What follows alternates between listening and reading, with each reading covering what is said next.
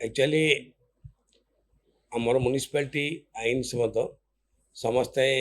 user fees देबे trade licence करेंगे जदि भी रेंटाल कर कि निजर कमर्शियल कर घर तैयारी करी ठीक भाव में आमको होल्डिंग दबा कथा स्वतंत्र नैना लज पाखापाखि 25 मसीह ना यूजर फीस दौरान घर एग्रीमेंट मागिले दौना 16टा दुकान पाखापाखि से रेंट देते ट्रेड लाइसेंस 21-22 पर ना आम अनाउंसमेंट बारंबार करचु ता भी कहूँ अलिया गाड़ी जाऊँ अलिया गाड़ी दिंतु डस्टबिन रखिकी कौन सी जिन से शुणा कर्णपात करना जहाद्वारा कि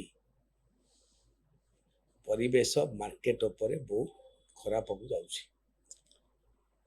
मो स्वच्छ साथी स्वच्छकर्मी तो जाऊँगी किसी जगह मिसबिहेव कराऊँगी से मैंने तो काली मत कार्य बंद आंदोलन करने को कहले मुझे कहली झगड़ाझाटी नक आपण मैंने अवर्जनटा को से लज आगे थोई दिंतु जोटा से शुणुना से आसले कथा शेष से मैंने सका ट्राए कले 9:30 पर्यटन अपेक्षा कले का दुकानी मैंने अपेक्षा आसिले का आसिक बुझेबी आसिले ना अलिया गाड़ी गदा करके आसिले आसला दुकान ओनर मत फोन कले बहुत समय पर